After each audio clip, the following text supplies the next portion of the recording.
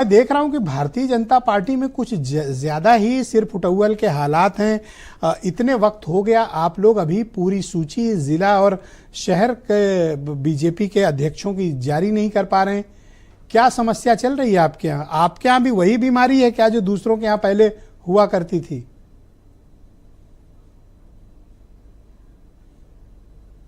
ब्रिजेश जी, अब पता नहीं आपको सिर फुटौल कहाँ दिख रही है, हमें तो नहीं दिखी। और बीमारी अलग अलग दलों में अलग अलग प्रकार की है। भाजपा एक लोकतांत्रिक पार्टी है, कार्यकर्ता आधारित पार्टी है। हमारे यहाँ संगठन के चुनाव हुए, 1548 मंडल, 1,42,000 बूथों पर चुनाव हुए। उसके बाद सभी जिला अध्यक्षों के लिए चुनाव हुए, सबका फीडबैक लिया गया। तमाम चीज़ों के बाद 70 जिलाध्यक्ष घोषित किए जा चुके हैं और हमने 70 जिलों में पर्यवेक्षक और प्रभारी भेजकर जिले में कार्यकर्ताओं के बीच में अपने जिलाध्यक्षों के नाम का ऐलान किया।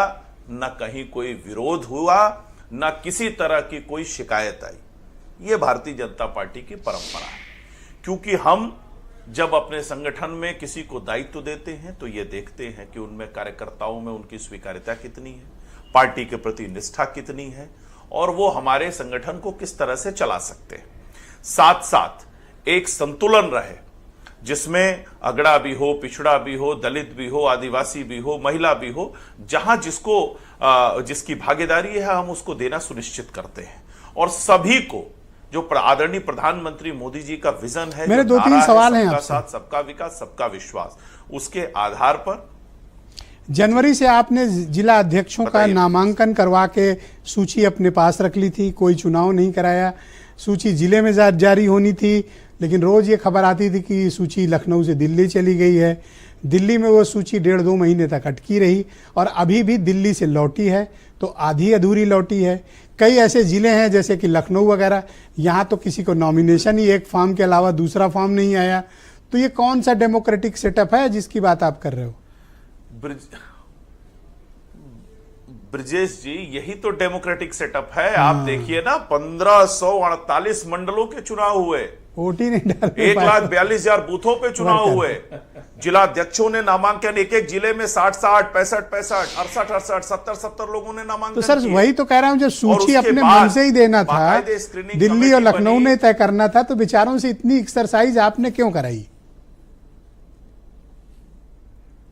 ब्रिजेश जी, यही हमारे पार्टी की खूबसूरती है कि सारे लोग आवेदन करते हैं, एक तय प्रक्रिया होती है, बीजेपी की ब्यूटी है। सबकी राय ली जाती है और फिर दिल्ली से लेकर लखनऊ तक हमारे पार्टी। सर मैं आपको अप्रिशिएट करता हूं, कम से कम आप स्टेज पे होते दिखाते तो हो।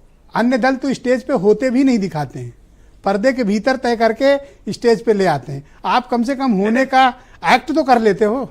ब्रिजेश जी हमारे, आप हंस रहे हैं, आप ब्रिजेश जी हमारे यहाँ पर्यवेक्षक हैं, प्रभारी हैं और चुनाव होता है। दूसरे दलों में तो न पर्यवेक्षक है न प्रभारी है, सिर्फ परिवार ही भारी है, उसमें भी मारामारी है।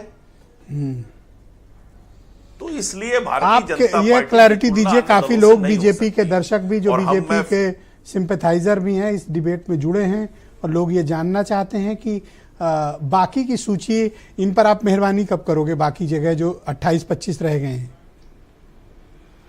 ब्रिजेश जी कुछ जिले ऐसे थे जो चुनावी प्रक्रिया में थे उस समय, जिस समय हमारे चुनाव चल रहे थे, उनके नामांकन बाद में हुए हैं। ऐसे कुछ जगह थे जहां मंडलों के चुनाव नहीं हो पाए थे, उनके बाद में चुनाव हुए हैं। तो ऐसे कुल 28 जिले जो हैं वो अभी उनकी सूची जारी नहीं हुई है, वहां भी नामांकन प्रक्रिया हो चुकी है। धन्यवाद। मैं समाजवादी पार्टी के प्रवक्ता दीपक रंजन को इस डिबेट में इनवाइट करता हूं। भी 28 जिलों। धन्यवाद सर।